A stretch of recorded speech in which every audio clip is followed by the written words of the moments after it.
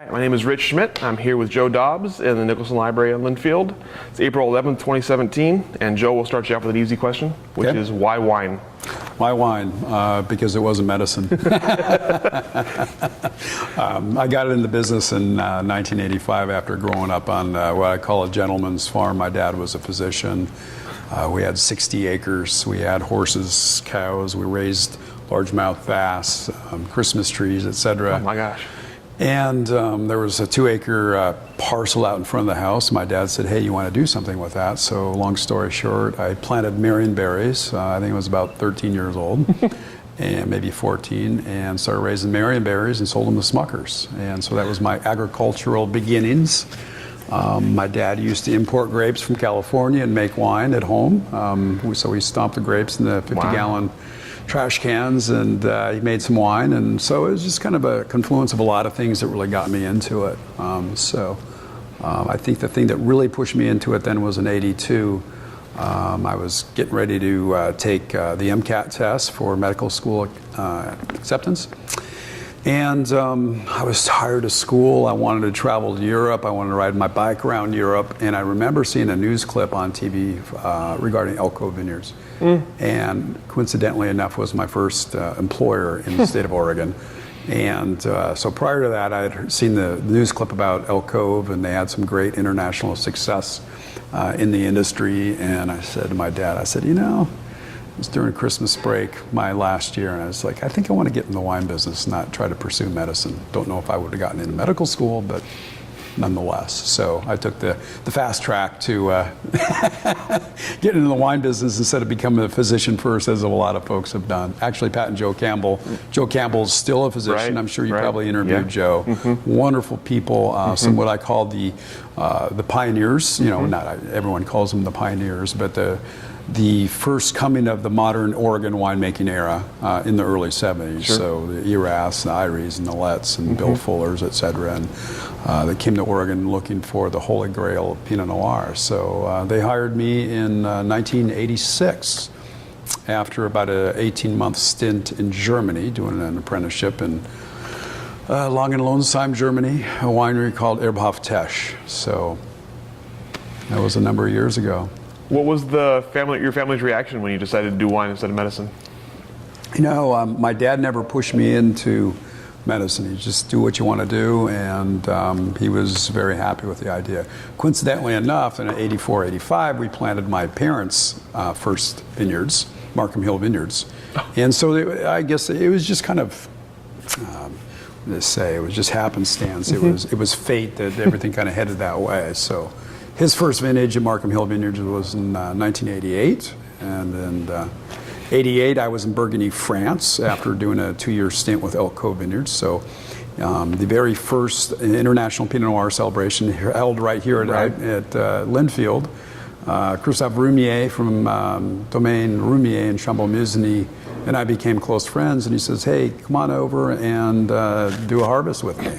And I'm like, wow, really? You know, this is the Renoir of red winemaking in Burgundy, right? And Picasso, call it whatever you want, my analogy, but said, my gosh, I can't pass this up. So I deferred my student loans, I sold my car to a friend, and I was off.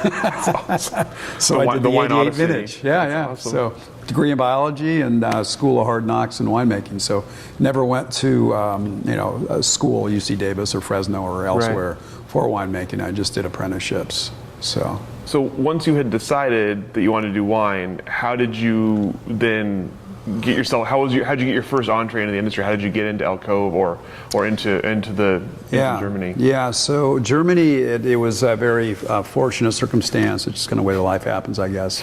1984 was the first International Cool Climate Symposium that was held in Oregon. And my dad met a professor from the University of Darmstadt who was a yeast geneticist there doing, yeast geneticist, research for the wine industry. And this was at Hinman Vineyards, whom I also worked for down the road. But of course, Dad met him standing in line to get some food and said, hey, I've got a son that wants to get into the wine business, and he wants to travel internationally and specifically to Germany to get a education. And he set me up. So long story short, 8-9 months later, I got my green card And I took off summer of 1985 for Germany. Didn't know a single person there. All I was told is the professor, it's been a while, I don't remember his last name right now, but was going to be wearing a baseball or a cowboy hat at the airport. So in Germany, you don't see so many cowboy hats. So I got off the plane and there he was. He took me to the winery and I met the winemaker who had studied in Geisenheim there and the institute in Germany, and the rest is, that's amazing. Takes us me to here today. So what was it like? You had a background in biology at that point. So what was it like? I did, kind of getting into the wine from the start. Yeah. I don't know. I kind of had what I say is a sixth sense for wine. I mean, there's a lot of it that really was intuitive for me. I mean, I've been making wine 31 years now, and I'm still learning. I'm pushing the envelope, but there are a lot of things that I just kind of understood. I don't know how and why that was. Just maybe because of the biology background, macro science. So I'm sorry, I lost my train of thought. How was it that How did you learn? Yeah. Just went to work with the folks there in Germany and started asking a lot of questions. And it was a great beginning. The reason I went to Germany is because my family had roots from Germany, and back in the early '80s, Pinot Noir was like, it wasn't the big thing, right? It was more so Riesling and other whites, and I mean we had a lot of Cabernet planted and all kinds of other varietals. So the holy grail was Pinot Noir, but Riesling was highly planted and all. And so I went to Germany because of the background roots, and just started asking a lot of questions. So I pruned in the vineyards. I helped spray. I was the tractor essentially in a very steep vineyard because the tractor couldn't go up and down the rows, so I went up and down the rows and hand sprayed, for the mildew and botrytis and all that stuff, and worked in the cellar, helped bottle, filter, clean tanks, you name it, I did it. Everything but help sell the wine in Germany. So it was a great experience, a great macro experience in learning how the Germans made wine. So I think, Germans, for me, I've often said, Rich, are more technical than the French. So fast forwarding in '88, '89, I was in Burgundy. But the Germans more kind of did wine, in my opinion, and offend a nation, but and the French kind of lived it, if you know what I mean. So the Germans were very technical.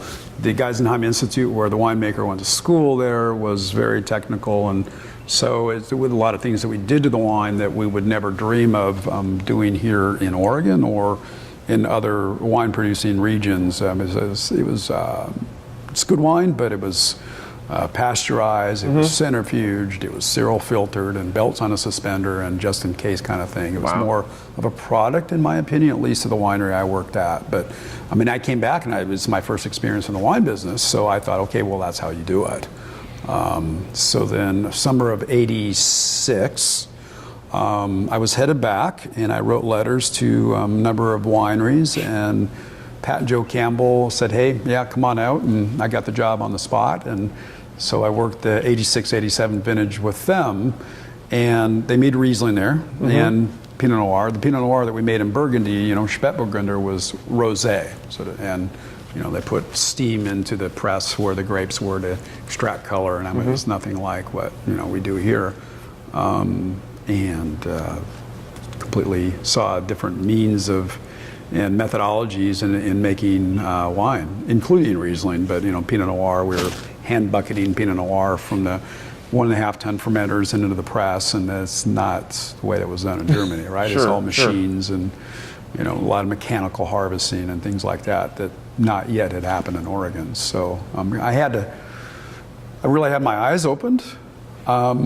So '86, '87 vintages, and then going back, Christophe Roumier invited me over to do Burgundy with him, and he's a luminary, and his brother-in-law Dominique Lafon at the time is the Picasso of white wine making in Burgundy, highly sought after, very active in Oregon right now, and internationally acclaimed. And they were brother-in-laws, and I got to hang out with them, and I went to amazing events there, the Trois Glorias, the Hospice de Beaune tastings and auctions. And I remember Dominique one time saying, Joe, So the farmers, the growers, the vignerons would bring, like 6 packs of wine to this event, and there's hundreds of people there and singing and dancing.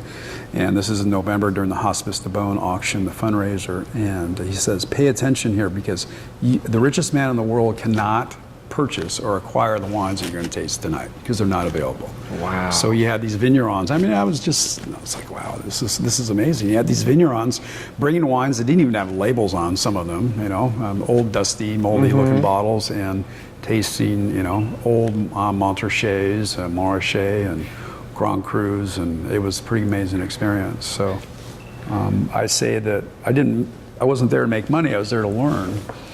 And made very little money, so I spent my money on, toothpaste and maybe getting my hair cut now and then, and dining out. So, we ate out at least once a month at wonderful Michelin restaurants with his cadre, Christophe and Dominique, and Veronique Drouin, and Fevle, and Jacques Sayce from Domaine Dujac, and many others, Pousse d'Or, et cetera, et cetera. We tasted with them often. They had technical tastings, so we tasted in their cellar. They had technical tastings they got together for, and then these dinners, generally once a month, except during harvest, and had these great dinners and tasted wines. And I was a complete sponge, just asking questions. They were very patient with me. So I often say that when I went to Burgundy, I kind of unlearned what I had already learned about Pinot Noir in Oregon, and then came back, and eventually then fast forwarding to when I had my first head winemaking job in 1989. Then I kind of had to essentially learn all over again. What you do in Burgundy, the vineyards are different, the conditions are different, figure out with the tools I had and the imprint that basically I came back with and the ideas of making Pinot Noir, then I had to apply it myself. And I've often laughed about that as an assistant winemaker. Oftentimes you ask questions, maybe not always vocally, but of those that you're working with. Why are we doing this? This doesn't make sense. I could do it better, etc. So there I was on my own. First year I didn't. I worked with Ken Wright, but eventually then doing my own winemaking and learning what was going to work best. So. Sure. Finally, you have to make all the decisions. The weight was on my back. All of a sudden, it was a little different. Yeah, sure. And I didn't own the product, so it was pretty stressful. So you had that's a pretty amazing apprenticeship / learning. It's amazing. Yeah, and I just brushed over. I mean, brushed over it lightly, but yeah. How did you take all of? So you had background in German, you had background in France, you had background in Oregon. And when you became head winemaker, when you started doing that, how did you find your style? Yeah, well, I'd have to say that, so the German experience, the French experience, 2 years at Elk Cove, and then I started in '89, so I came back summer '89, and I from Burgundy, and I wrote letters and number wines. Hit the microphone. Eola Hills Wine Cellars reached out to me, Tom Huggins, and said, hey, we're looking for a winemaker. And interviewed, got the job. The idea then was to share the vintage in '89 with Ken Wright, who was their consulting winemaker and had Panther Creek at the time and a lot going on. So we shared the vintage. It was really nice. It was kind of a crutch, right? I didn't have to just jump in and, all right, I'm in charge of everything. So it was, Ken had kind of chosen the styles and the yeast and the regimes and how we're going to do this and that. And so I went to school on Ken. And he was kind of a yeast freak, so I'm a bit of a yeast freak. Consequently, that different yeast strains can impart different nuances into the wines and help steer your eventual style. So worked together with him, finished up the '89 vintage, and so the 1990 vintage then was really where I said, all right, I got to figure out my style. What am I doing? Where am I going with this? So just pulled out of the recesses everything I had absorbed as a sponge over the years and looked at my notes and went for it. So how did it go?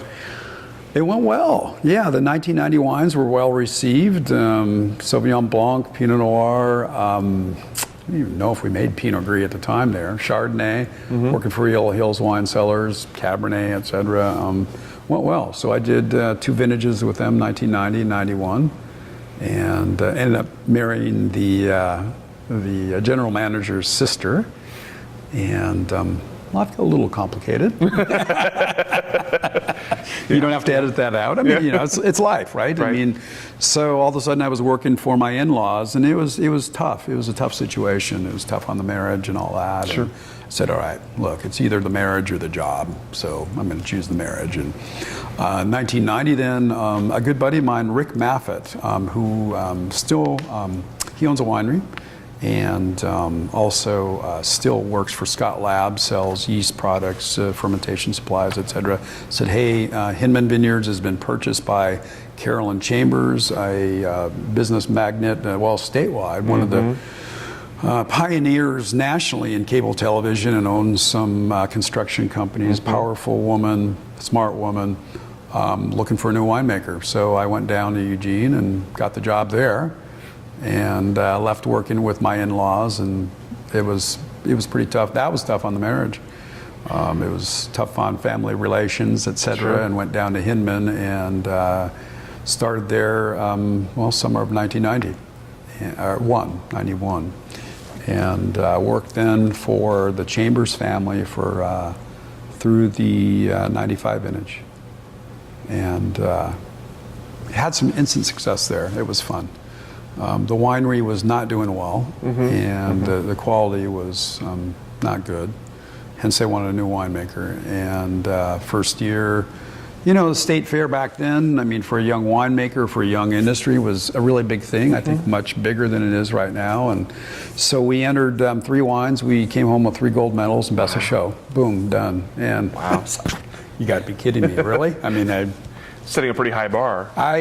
So we went from wherever they were to this recognition, and you can say whatever you want about competitions, et cetera, but I mean, it was great recognition for me as a winemaker and for the winery, and things just kind of took off at that point. So, yeah. So what point then do you decide to strike out on your own and start up Dobbes Family Estate? So after working for Hinman Vineyards, well, let me give you a little history how I ended up, because there's a sequence here. Started working for Hinman Vineyards, and then through the 95 vintage. During the 95 vintage, I remember it was a Sunday morning towards the end of October. Kevin Chambers, who was the general manager for Willamette Valley Vineyards, gave me a call. And I thought, this is strange. Sunday morning, Kevin's calling me at Hinman Vineyards. What's up? Right? It wasn't good news. It was Dean Cox, who was their winemaker, had died of a massive heart attack. 4 children, I believe, at the time, young guy. And they wanted me to come consult for them. And so I kind of got permission from Hinman Vineyards to go consult and help them out. And long story short, over a number of months, they had offered me the job, and I wasn't interested. And then I finally said, all right, look, if you're really interested, let's sit down, let's carve this up and say, this is what I think the company needs to do. This is what they need to commit to. It's a public company, a lot larger winery. And so I was careful about where I was going. And they agreed to everything. I got the job. And so I started there in 96 vintage. And worked then for Willamette Valley Vineyards through 2001 as a full W-2'd employee. So I then started doing some consulting in 2000. But I look at Willamette Valley Vineyards, I mean, every company that I worked for was really left a mark on my training and what the next step was, and who and what I am today and what I'm doing. And it's all great experience, made some of my mistakes. But Willamette Valley Vineyards was really a paradigm shift, because prior to that, I never really let anybody hydrate yeast or add acid or this or that. I'm the one that did all that. Everyone helped, but at that point then Willamette was kind of like a graduate school for me, if you will. So it was a public company. I'd make reports to the board, learned a lot about business, became a better manager. So it then forced me to delegate, to build teams, to put structures in place, enter operating procedures. And that left an indelible mark on my future and what I'm doing today and how the company's being run today. And we went through the 2001 vintage. It was a big vintage, a lot of fruit, more fruit than we could handle. And to me, it was just not a fun situation. I was going through some life changes. The marriage lasted through 2000, and at that point, it was time to go a different direction. And I put my head down, took the new job at Willamette, or the consulting, and put my head down and just kept making changes. So it was, I don't know, ignorance. It was young, bold, brash. Okay, I'm going to make my mark. People would always ask, winemakers always get asked if you're a hired gun for someone else, are you ever going to start your own company? And I'm like, no, I'm not. And why not? Well, it's a whole hell of a lot of work. It takes a lot of capital, et cetera, et cetera. But at some point, then just some kind of light went off. And he said, well, I'm going to start my own company. And that was really kind of the genesis of all of it. A lot of ignorance, a lot of hard work, great work ethic because of my upbringing, and my father had an indelible mark on me, and I surround myself with some good people. And today, Wine by Joe and Dobbes and Jovino are 3 brands, is one of the largest producers of Oregon wine. So yeah, just fast forward. So Willamette Valley Vineyards, when I was there in '96, merged with Tualatin Estate Winery. So Bill Fuller, one of the pioneers in Oregon. So they bought Tualatin Estate, acquired the vineyards. There was a winery there. I ended up making the suggestion to the board of directors to shut down the winery because I thought it was duplicitous expenses. I had to go up there and oversee it. We had inherited the winemaker, Bill Mustman, great guy. But I just said, hey, this doesn't make sense to me. Let's just bring all the grapes down to Willamette because we have to put a lot of work into that old facility and do it here. So we ended up doing that. We mothballed the winery and the building and continued to manage the vineyards, which Willamette still does today, great vineyard. And then when I left Willamette Valley Vineyards, I said, hey, went to Jim Bernot, the founder and CEO of the company, still good friend, and said, hey, I'd like to rent this Tualatin Estate from you. Well, sure, it's an asset sitting there not creating any income, and so I rented it for what was essentially a song for a fair amount of equipment and put a lot of electrical improvements into place. Then went to Silicon Bank and got an equipment loan for about $250,000. I used about $225,000 of it. Hung out my shingle and said, okay, I'm in the custom winemaking business. And just that easy. Yeah, just boom. And so let's see, that was the 2003 vintage that I inherited Tualatin Estate. But in 2002, I jumped over that Tory Moore. I'd done some consulting for Tory Moore and some other projects. So Kendall Jackson's first foray into the business, I skipped over that, in Oregon was with Pinot Gris. So I was rounding up Pinot Gris, having it custom juice, and then was sent down to them. I made that in the Tualatin facilities. Prior to that, I arranged juice shipments that were pressed at other wineries like Flynn Winery at the time and sent down to Kendall Jackson. Did some consulting for some other wineries, including Tory Moore. And then in 2003, I made my wines at Tory Moore. So 2002 that was, sorry. I kind of skipped over that part, but anyway. It's like a greatest hits tour of the well-known wineries. I haven't told this story in a while. So yeah, so from Willamette then I was consulting in 2000, last vintage 01, and so Tory Moore and some others. So I was finding these custom winemaking facilities elsewhere, and eventually then in 03, then I got my facility in Forest Grove. So then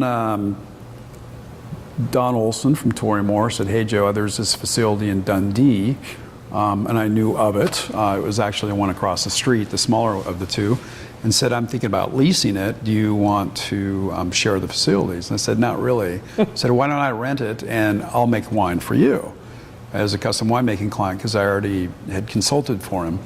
He said, yeah, sure. So we set up a deal, and kind of takes us to current day company.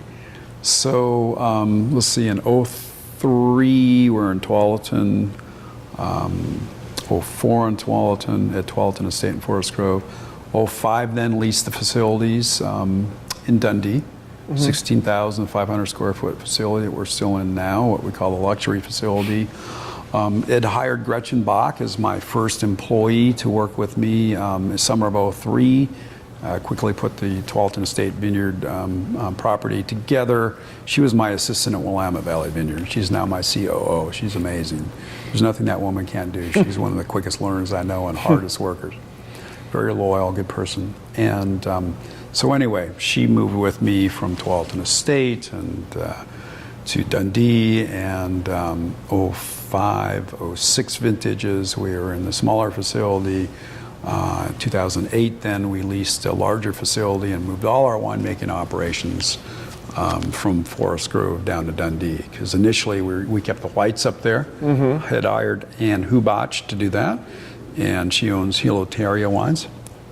Helioterra in Portland, doing a great job, and good marketer. It's grown her company. It's pretty cool to see. And here we are. So now we have 52,000 square feet, 32-ish employees. We're in 50 different states. We still do custom winemaking. We've got our 3 brands. I brought in some partners called Bacchus Capital in 2011, venture capital firm. And why the extra brands?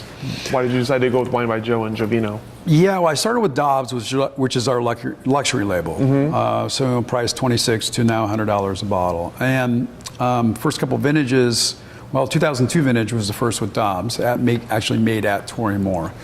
And then as I was consulting there and then started my own facility in '03, I was watching the market, and there was a lot of bulk wine out on the market. And A to Z was just getting started, basically as a negociant, if you will, so meaning buying grapes from others and or wine, putting it together, and they started their label. And I saw a market out there. Most people do not buy wine that's over $20 a bottle. That's a much smaller segment of the market. That's where Oregon really started out, was more in the luxury and the higher end wines, which I think was really great. But I saw an opportunity there. I kind of morphed into the whole idea of Wine by Joe, something a little bit tongue-in-cheek, serious wine without attitude. Had the little logo of the guy that's still on there. More de-emphasized now after the 3rd rendition of the label, but holding some bottles kind of, and it said really good over the top of it. And that thing just completely took off. So that's when life got a little more complicated, as I needed more employees, it took a lot more cash, et cetera, et cetera. So Pinot Noir, Pinot Gris, Pinot Blanc, we ended up adding sparkling later on, Chardonnay, and the company started growing. So within 7 vintages, we were the 2nd largest producer of Oregon wine. The custom winemaking was a necessity because, unlike a lot of others who get into the wine business, I was young. I was at that time in my 40s, and had started out as a youngster in the business and didn't know what I didn't know. I didn't have a pot of gold at the end of the golden rainbow. I didn't have a software company or a pharmaceutical company. This wasn't a second career, as many others have done. And so I kind of call myself like the 2nd generation, if you will, of the modern winemaking era in Oregon. Modern meaning starting in the 70s, Richard Summers in the 60s. Right. But Peter Britt before the turn of the century in Southern Oregon, and others actually up in the Willamette Valley, and Columbia Gorge has vines over 100 years old, started much earlier. The industry hasn't talked about that too much, at least in my opinion. Yeah. So kind of the second coming of the modern generation, and I've got the 3rd and maybe the 4th coming here soon. Yeah, so exactly. So after 40 years, Oregon was an overnight success. Exactly. Since the 70s. Exactly. Yeah. So anyway, I'm rambling on here. But. Do you have actually, let me ask you first before, what about Jovino as your 3rd label? Yeah, so Dobbes, then Wine by Joe shortly behind that. Wine by Joe was a little too tongue-in-cheek for some people. So the first label was Wine by Joe, right? So a little bit kind of Acme looking. And I did that on purpose. It really got people's attention. So the first order that we got, or one of the first orders, was for a 200-case stack at Whole Foods in downtown Portland. Boom. And then we rolled that out at the Newport Seafood and Wine Festival and the Oregon Bite on the waterfront. Had great success with that. The wines are out there. But some people felt that there was some pushback to the label. It was a little too Acme looking. It was a little bit not white tablecloth enough. They loved the value. They loved the quality. But it's like, I just can't go there with the label. I said, all right, well, we'll start another label then. Sure. So we'll do Jovino, because somebody else is going to get that by the glass placement, right, in the restaurant. And if I'm not going to get it, someone else will. And I figured, well, I'll start another label that's on premise, meaning, restaurant only, at least in Oregon, and then other states where it's legal to sell it that way. So that's how Jovino started. So the first vintage of that was 2005 Pinot Noir. Great vintage, boom, right out of the chutes, it grew quickly. So 3 labels, a lot of custom winemaking clients, a couple thousand tons at the time. Wow. We're up over 3,200-ish last couple vintages. Variation, but anyway. Yeah, so. So you've touched on this a little bit, but take me through kind of your winemaking philosophy. I love your questions. They're great questions. Thank you. So, winemaking philosophy, complexity through diversity. So what does that mean? So we do single vineyard designates. When I first started out with the Dobbes label, I wasn't doing single vineyards. I did what we call the family cuvées, Patricias, Amelias, and Griffins, named after my family members. My wife, Patricia, son Griffin, and Amelia. And what we call general or grand assemblage Pinot Noir, which was the entry level equivalent to most people's Willamette Valleys. So multiple vineyard sources. The grapes are, picking decisions, ferment separately, keep the lot separate to age, and then blend down the road. So looking for complexity through diversity by keeping everything separate, different sub-AVAs, clones, age of vines, parts of the Willamette Valley, et cetera. And so that, I think, that's where we're getting our complexity. So right now we're doing 8 to 10 different Pinot Noir bottlings a year. So they better sure as heck taste different, right? Sure. So that's how we achieve that. I don't believe that bigger is better.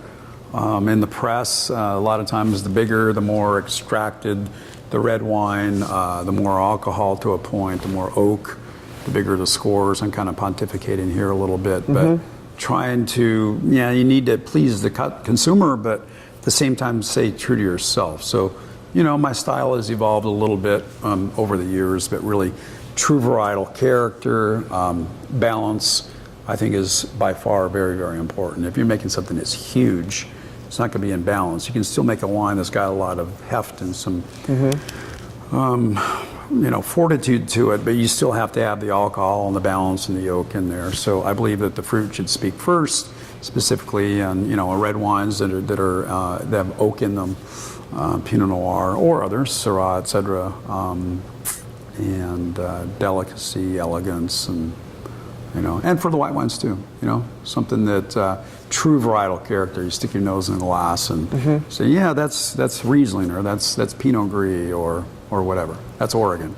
Fresh fruit, good acidity, balance. So I think also helps set us apart from the rest of the United States and the varietals that we're making. That forward, fresh, good acidity, balanced alcohol, not out of whack. True to our origins here. Sure. Our AVAs. Sure.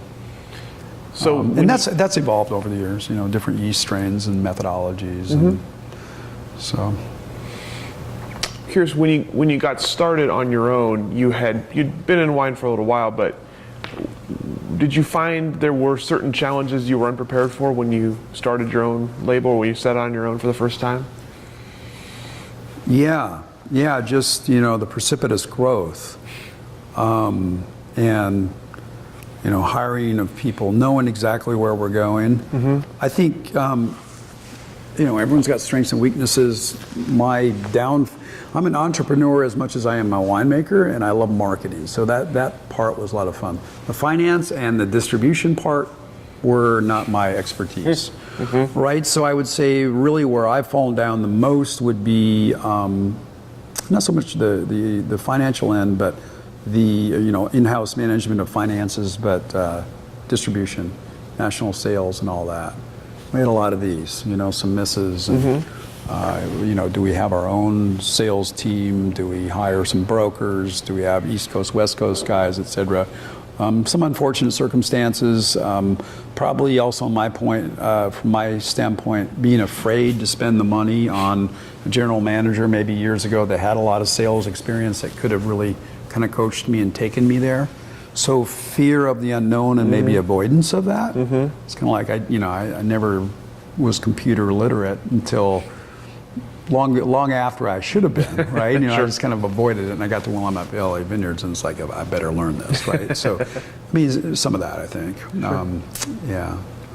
Finance, we added bookkeeper, and then other, good accountants and all that, but, you get to the company to the point where it's like you need a full-time CFO, et cetera, et cetera. And, the business kept evolving, and I guess you want to say, at some point becomes bigger than you are. Right? Right. You need, I think, as an entrepreneur and then a manager, and how many things can you control well? Are you an expert at all those? Heck no, you can't be. Nobody is. And then getting people in and training them and giving them a leash and saying, all right, go do your thing.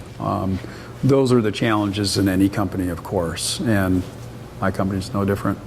So those are some of the earlier, for sure, challenges. Winemaking was essentially kind of a piece of cake. I mean, there's a lot of challenges in that. It's agriculture, et cetera, but once you have a wine in the bottle, you got to get it sold, right? Right. And that's where I think most people will fall down, but that is not their expertise. I had a meeting with somebody the other day who was a potential customer and new partner and somebody that we work with and as a client, and his expertise is all in finance and distribution, right? Again, wow, I wish I had somebody like that earlier on that could have helped us get to where we want to go sooner than later. So, yeah, it's interesting. That was what I was gonna ask you next, was about marketing, because usually when we talk to people, that's the bane of their existence, right? They love making the wine, they love everything else about it, but actually selling it is the challenge. So the fact that you enjoy doing that. Well, there's marketing and sales. So I enjoy the marketing, and so specifically like, the design of the label, the packaging, the style, the vision, the story, all that. That's what I call marketing. I mean, sales is hardcore in the trenches with the distributors, negotiating deals with them, holding them to it, looking at the numbers, being on the street, doing the dinners. Not necessarily asking for the sale, but trying to get that sale. I mean, for myself as a winemaker, the owner, et cetera, it's not often I'll go out in the market when I'm working with a rep of ours or distributor and asking for the sale. They generally do that, but I'm doing the storytelling, the marketing aspect of that. But the nuts and bolts sales, that's tough. It's it's getting tougher these days too. Yeah. There are more and more wineries, more brands out there, more wine. The United States is the largest consumer of wine right now, but not per capita. And the distribution network is getting, the neck of that funnel is getting smaller and smaller and smaller. So either you need to be with somebody who's big and powerful as a partner or distribution, to get into the distribution, to have some moxie with them, or you're in trouble. Or there's other means, of course. Direct to consumer. That in Oregon is growing. There's a big focus on that, right? So some of the wineries that first started out didn't pay attention to that. No, we don't do that. Perhaps maybe that was beneath what some people thought they needed to do. We sell it elsewhere, but then a lot of people have jumped into it, and we're seeing a big growth in that. But even that slowed down too. Sure. There's more and more wineries that have direct consumer programs and hiring good people. There's actually a shortage, I think, if you talk to most wineries, and people who are really highly experienced at direct-to-consumer, tasting room sales, et cetera. So that's, our industry's continuing to grow. We're growing as a company and trying to figure it out. So we're beyond the infancy stage. We're in the juvenile plus stage, but we're not a mature industry by any means. Sure. Is it a big industry? Would you say it's a big industry at this point? We are the third largest producer of wine, I think, in the United States. Maybe second in number of wineries. You've interviewed a lot of people, so you probably know this better than I. California being in the number one producer of wine and the most wineries. But I think Oregon's number 2. New York is kind of right in there too. Washington State, of course, is bigger. Is it a big industry? We're like $3 billion industry, I think, last I've read and heard. It's nothing to sneeze at. We're the number 1 agricultural product in Oregon right now. Marijuana is not legal, so maybe that'll surpass it. I don't know. It is what it is. Overuse that term, you know. Yeah. Are we a big industry? We're a fledgling industry. I don't think we'll be nearly as big as Oregon or California is, or Washington is, just because we don't have the vast amount of acreage that Washington State has that you can plant rolling contiguous acres, you know, in central and eastern Washington. One could look at eastern Oregon. There's some vineyards planted there, but it's a different microclimate, different environment. It's not as conducive, in my opinion. Willamette Valley is pretty small, really. I mean, if you look at Central Valley, California, and Napa and Sonoma, I mean, it's a huge state. So we like that, I think, you know, as provincial Oregonians, that we don't want necessarily Willamette Valley to be the next Napa. We would like some of that, but I don't think we'll ever be what I call Disneyland for adults. Right. Yeah. We, as an industry, get much more than our fair share of press internationally based upon, you know, the percentage of the marketplace that we are. I think Oregon is only 3% of the total line. Something like that, yeah. Something like that, yeah. Small amount. So, but new regions, nationally, internationally, that are, you know, new, 40 years old, in the modern era, don't come around very often. And with the successes that we've had here in Oregon and the dedication of the, you know, the pioneers, so to speak, that came to Oregon, you know, the modern era, and then myself, the second generation, are helping the third and the fourth, et cetera. Yeah, it'll continue to grow for sure. We're a different model. I mean, we don't have as much value-priced wines as Washington and California. That is growing for sure. You know, A to Z is doing a great job with that. King Estate with their Acrobat label. Ryan Harms with his label, actually doing wine in cans right now. Wine by Joe's been growing precipitously, and others. So that segment of the marketplace is getting more and more crowded, value priced. And I think, well, that's the majority of where the fruit's coming from these days too. Right. You know, let's be honest. So there's place for both. Fortunately, I think when David Lett and David Adelsheim in particular, and others, Dave Jordan, at the time they helped draft the Oregon the laws with Oregon Liquor Control Commission, the truth in bottling laws, and we're 90% varietal for the Burgundian and the Germanic varietals, which really, and the reason for that was for focus on quality. They didn't want to see people coming to Oregon, and the federal standard, of course, is 75-25, right? So 75% Pinot Noir, 25% anything else, and you can call it Pinot Noir. They didn't want to see others coming to Oregon or native Oregonians starting labels and brands and making something called Pinot Noir that maybe wasn't so great. They really wanted to make sure that we were focused on really great quality, and that's why the laws were drafted the way they were. So that was really fortuitous. Yeah.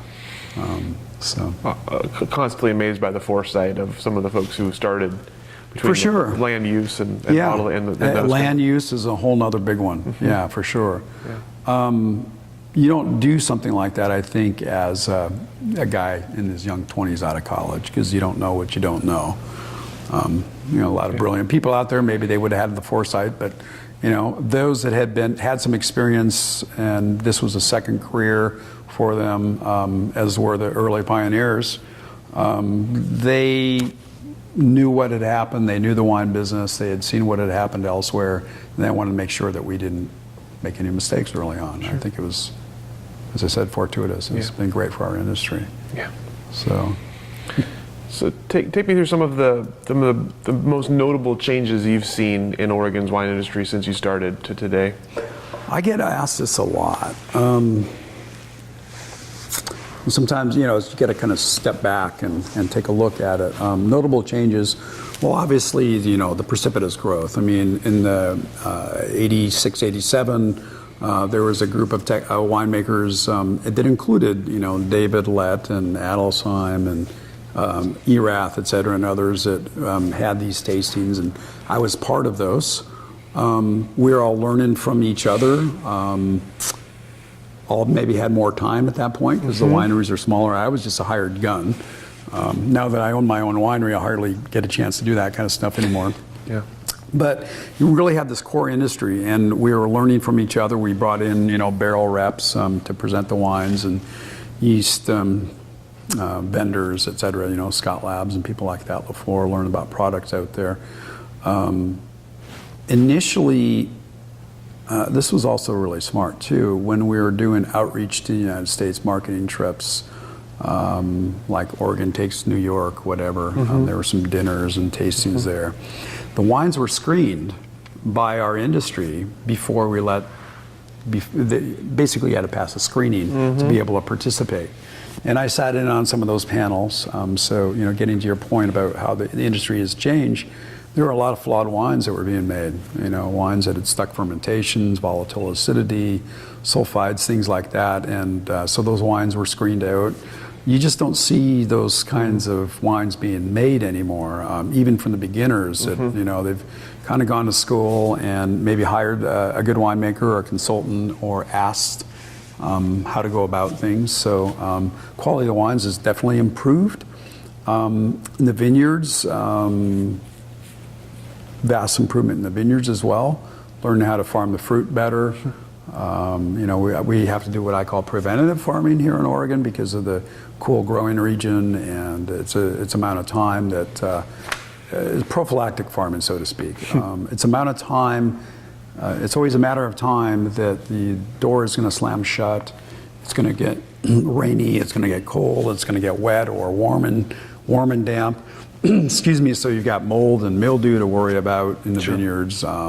Focus on quality. All these things. Open up the canopy. Sunlight into the vines, etc. So we've really grown as viticulturists, which has helped improve the quality of the wine. So there's in the vineyard where it all starts, of course, and then the cellar and the winemaking expertise, quality of the equipment, etc., has really improved. And of course, then the vast number of wineries, right?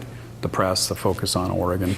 Another big event, I think, was, 88, affirmations to the Oregon industry. Domaine Drouhin came from Burgundy, right? And I think there were some economic funds maybe to help make it more appealing to set up. I know David Adelsheim was involved with Robert Drouhin and getting him set up. So that was a great kind of blessing, if you will, of the Oregon industry. They're like, wow, Domaine Drouhin came to Oregon and he had tasted the wines, and we've all, that story's been told 100 times or more, to get some more attention to Oregon. There were other smaller events, but tipping points. But I think the one of the biggest and most recent then was Chateau Saint Michel, owned by I think U.S. Tobacco at the time, or Altria or somebody, bought Erath. So Dick Erath, one of the pioneers, sold to Saint Michel, right?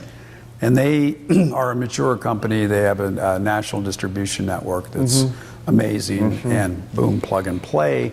Erath grew. That was a lot of attention. Premier Pacific then, out of California, CalPERS, public employees retirement system, I believe.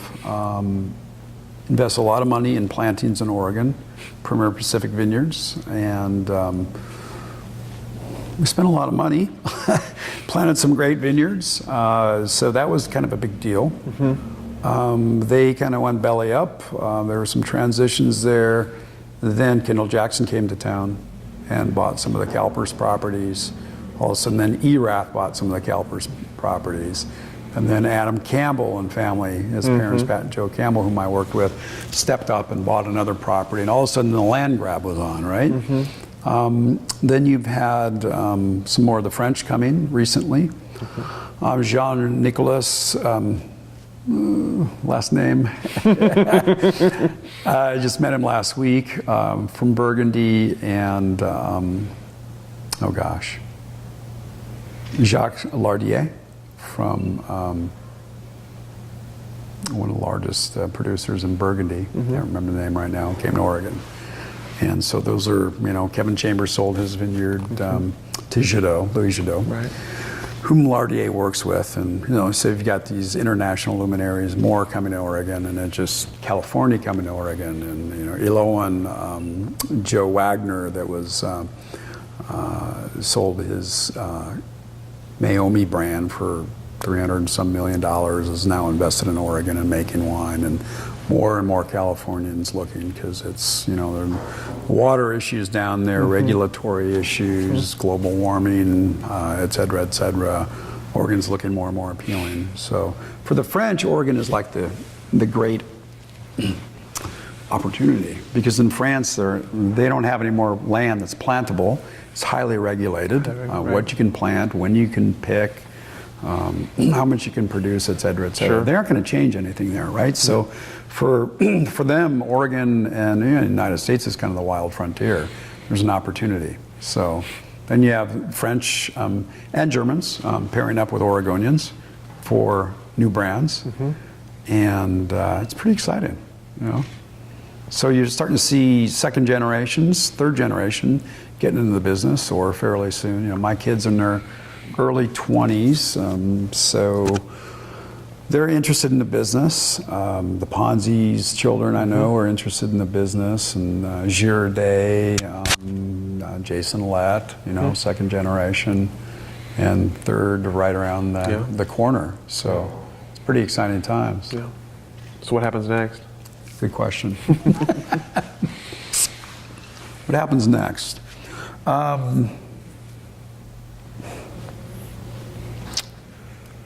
Here's another big change, is just the professionalism. I've talked about quality of viticulture, quality of winemaking, but the professionalism and the evolution from infancy to juvenile to maybe more mature wine industry, and that includes distribution expertise, direct-to-consumer expertise, people with a lot of experience coming to Oregon or growing up within Oregon that are gaining more experience to really elevate the whole thing. So more marketing dollars. We've got the new Willamette Valley barrel auction, which is throwing out a lot of money. It's really interesting that we, over the years as wineries, give a lot of time and money in the form of wine, et cetera, and investment of our energies to help promote other industries or charities, which is a noble thing to do. But this is the first time we've essentially had our own charity with the Willamette Valley Barrel Auction. That's something that's, the luminaries in the early Oregon industry have been, International Pinot Noir Celebration, Oregon Pinot Noir Celebration, to bring attention to Oregon, professionally done, a lot of congeniality here in the industry. But now it's getting to be a little bit more, we're still very congenial, but it's getting more and more competitive, for sure. So, where are we going? Higher quality wines, more professional, vineyard experience, bigger facilities, more finances behind them, outside investment, all together taking it to that next level. It's we aren't kids anymore. True. Right? True. I mean, it's up or out. It's more competitive, for sure. So, for the bigger wineries, that takes a lot of capital and a lot of horsepower. The smaller wineries, more direct-to-consumer focus. 2,500 cases. Hey, they don't want to get any bigger than that. That's their market niche. Somewhere in between. So, yeah. So do you see the number of wineries continuing to rise, or do you see it peaking at some point soon? Well, I've been told for years that you're going to see a consolidation of Oregon wineries, and I haven't seen that. I mean, there have been some that have come and gone, right? But every year that number goes up. So, every year I just add another 25 or 50 to the, there's 725 wineries. Right. Most of them are within an hour's drive of Dundee, right? I mean, that's where the majority is in the Willamette Valley anyway, for the states. So, no, I don't see the number of wineries going down. You know, it's a pretty captivating, let's say, very appealing lifestyle.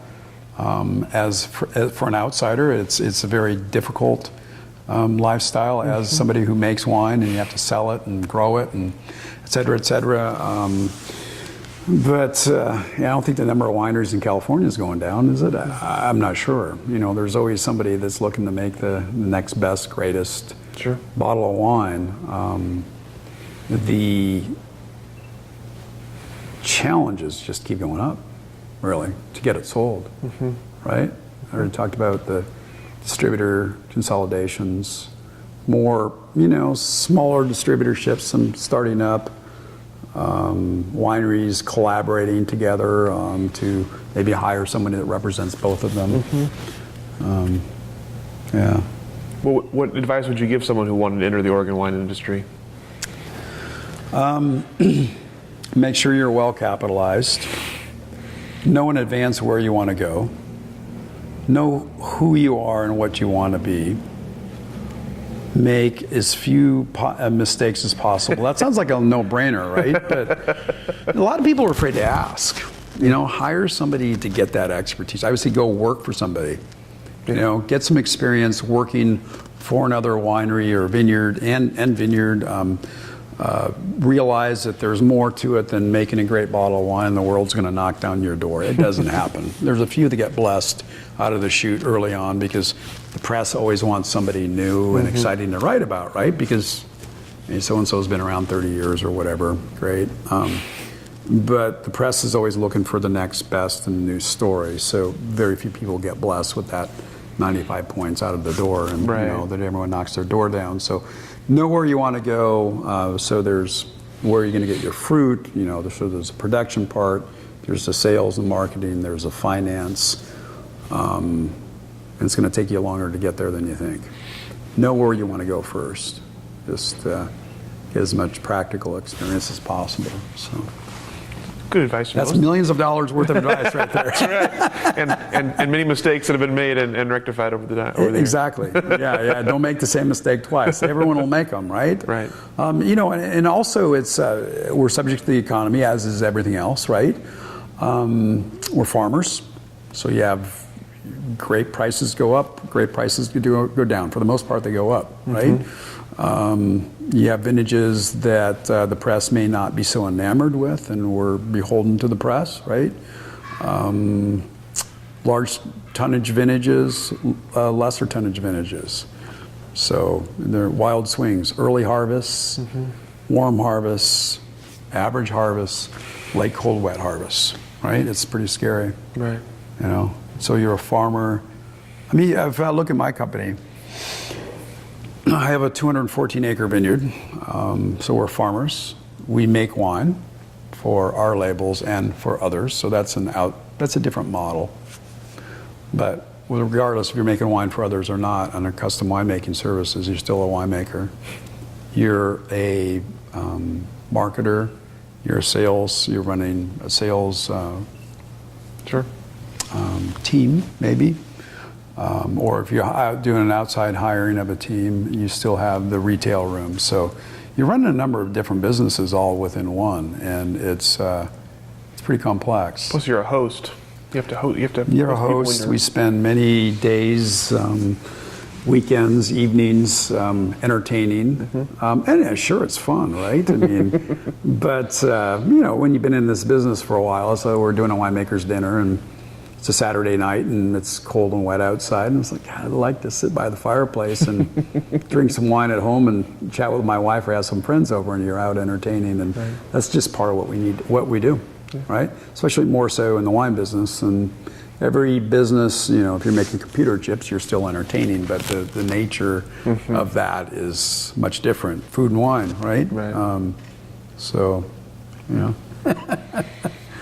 So what's next for you? You mentioned something about bottling.